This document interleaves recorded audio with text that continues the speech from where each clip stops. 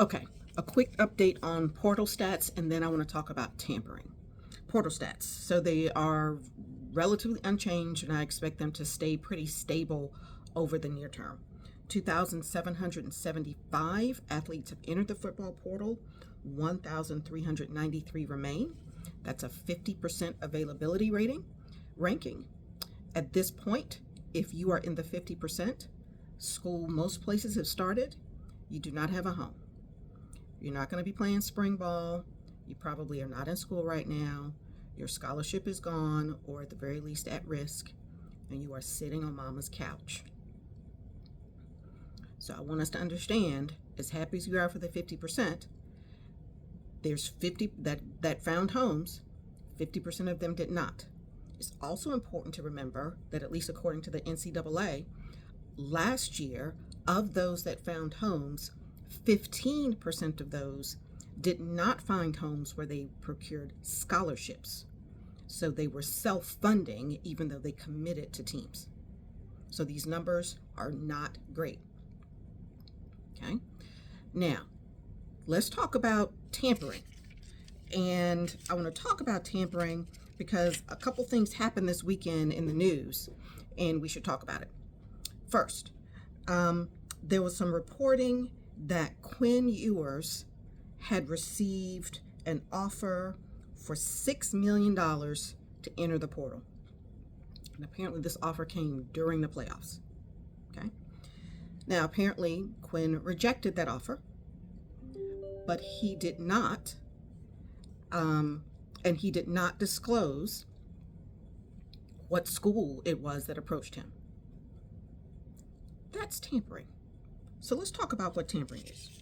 It is where a school makes contact with a student athlete of another school without, either directly or indirectly, without the consent of the school where the student currently resides. Okay. Tampering is not permissible under NCAA rules. As a matter of fact, any communication is impermissible, though tampering is a different level. Okay, so all communications, while impermissible, are not tampering. Now note, I learned that there are different rules for tampering, whether you're D1 or D2 and D3. Different sets of rules. Okay. Most recently, Southern Utah was penalized for tampering in May 2024. So, how does tampering happen? Some coaches just reach out directly. Okay, they don't even try to hide it. It's like, I want you, so I'm calling you directly, I'm sending you a text message, whatever. Other times it might be more subtle. Sometimes schools reach out to the high school coach and have them make contact. Sometimes friends and family are contacted. Say, hey, your boy's not playing like you want at school X. Hey, we can get him more playing time at school Y. Why don't you mention it to him? Okay. So they might deal with trainers, friends and family, any kind of indirect contact. Now, tampering is not permissible. However, the NCAA takes a more reactive position and passive position with respect to tampering. So they are not proactively looking for instances of tampering. If one becomes known to them, they will chase it.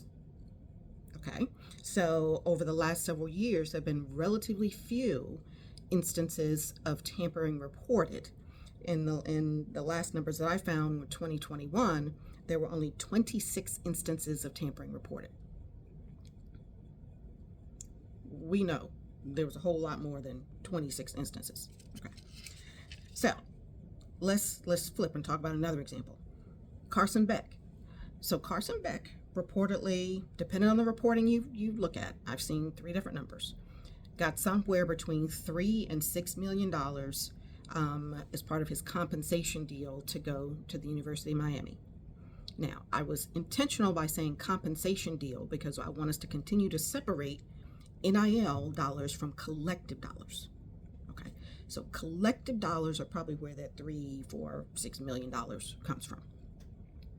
Now, we also know that he put a do not contact tag on his, when he transferred, when he entered the portal. Okay. We also know that his girlfriend goes to the University of Miami. How do we know? Because she's on social media letting us know that. She did a jig, a dance, and made that public when he made his move to University of Miami.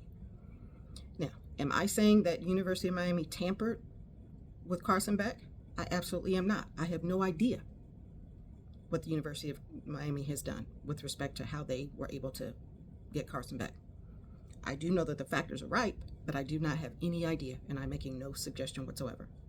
But I do think it's important for us to understand that there's a lot of movement going on, and in some degree, in some instances, people know where they're going before they enter the portal.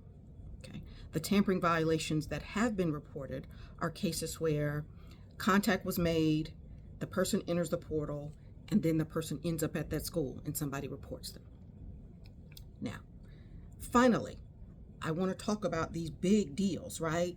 $3 million, 4, 5, 6, whatever. Cam Ward got 1.3 when he came to University of Miami, and so there's plenty of conversation about whether Carson Beck is worth 3, 4, or 6 million.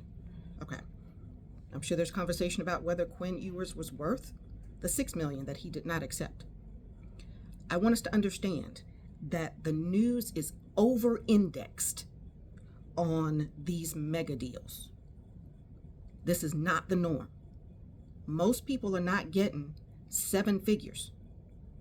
And so we hear all this talk about all these big dollars, and you hear it so much you are inclined to believe that that's what everybody is getting. And that is not the case. Okay? Over-indexed on large deals is what we're seeing. So I'll stop here. Let me know what you think. Tampering is a crazy thing. What do you think about it? Okay. Does it even matter now in today's reality where you can transfer as many times as you want as an athlete? Okay. Should there be some more aggressive enforcement from the NCAA? Should they just delete it as a rule altogether? Because so much of it is happening and is not being reported. I don't know what the answer is, but I welcome your thoughts. Let me know.